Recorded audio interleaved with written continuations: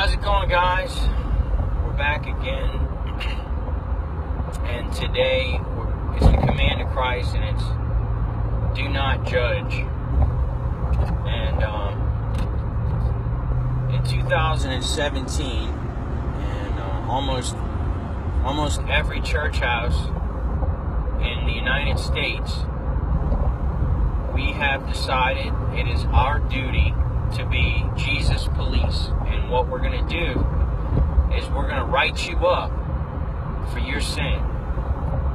We're going to write you up because you ain't living right. And we're going to make sure and be snooty about it and make you feel like a total idiot because you got some kind of sin issue. And man, that is no good. That is the opposite of what Jesus taught. And we can pull out whatever scripture we want to try to justify that behavior, but it is clear in Matthew chapter 7 that that is not our job, and that's the opposite of how we're supposed to be. And so Jesus says not to judge, or you too will be judged. And in the measure you use, it will be measured to you.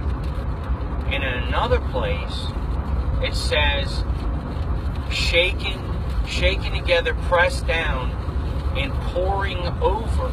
So that can go, is that scripture just for blessings? I don't know. What do you think? I think that pressed down, shaken together, and pouring over could be judgment back on you as well, considering that scripture says, judge not, right before that. So, what's happening?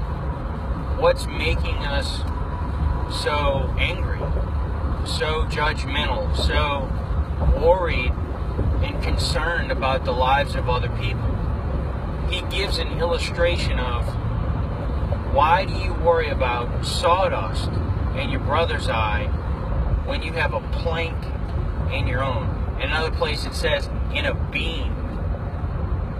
And in the Message version it says a board. So I don't know which analogy makes the most sense, but it's just not right. I mean, it's the pot calling the kettle black. How can a redeemed sinner that God has forgiven have the gumption to look at another individual and judge him? Just to clear the air, about 8 years ago, somebody very, very, very close to me, I don't know if I mentioned this before, but somebody very close to me, very, very close, we're driving together in a truck, and he's drunk, and it's, I don't know, 1 o'clock in the afternoon or something like that, on a Sunday, and having some family problems, and, I'm like, I just got out of church about an hour ago, and I'm like, dude, why are you not in church right now? Why are you not seeking the Lord? Why are you not, what is wrong with you? You are so far from God. You've completely wandered away from God, and you're lost. That's what I said to him. He pushed my foot down on the brake, and he jumped out of his own truck and started walking down the road, asking God to kill him. See, what I failed to realize,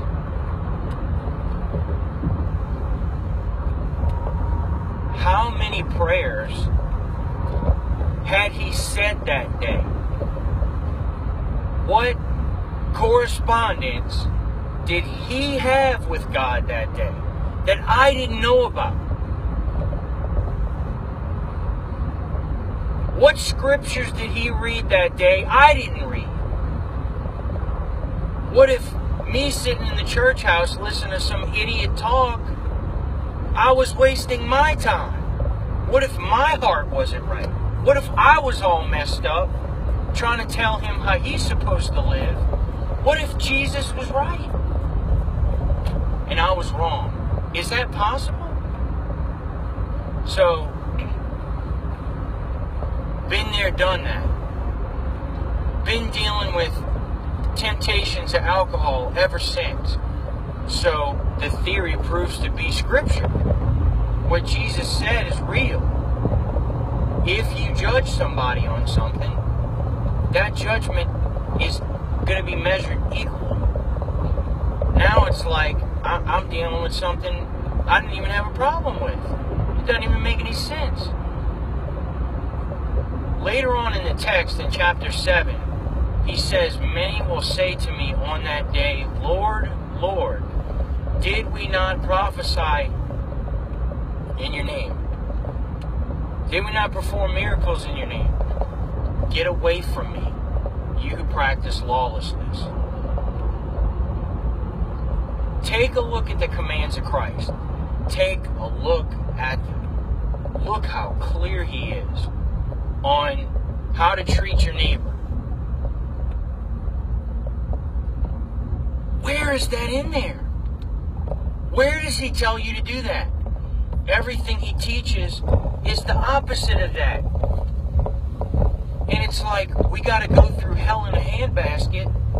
I know I did. For me to realize that I was a religious jerk. Totally off. It was me that was lost. It was me that was messed up. It's not my job to police other people. It's not my job to tell them. The only thing I'm supposed to tell them is how good Jesus is. That's it. Tell them how good Jesus is. Shut up. Shut up. You're not going to see me ever get on a high horse. But when it comes to judging, guys, the church is screwed up. Bad. Why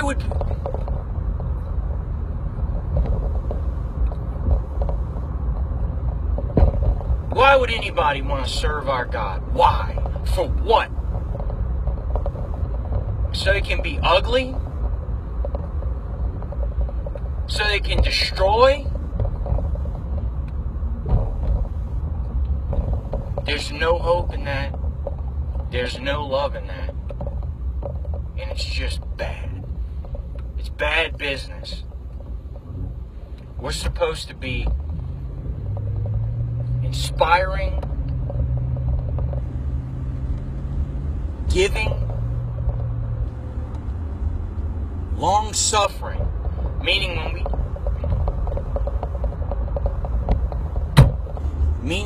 we get hit, we keep moving. And we don't drag everybody else around us down, beating on them. And we certainly don't beat people around us up because they're weak. We're supposed to depend on Christ for strength.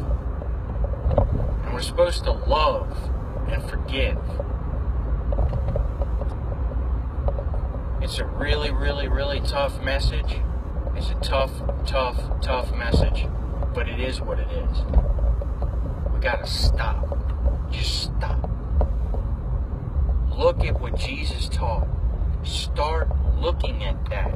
Stop listening to the devil. The devil is telling you to hate. The devil is telling you to judge. Jesus said don't judge. So if Jesus said don't judge, that means don't judge. How can you go wrong for being loving and caring and forgiving and understanding? How can you go wrong?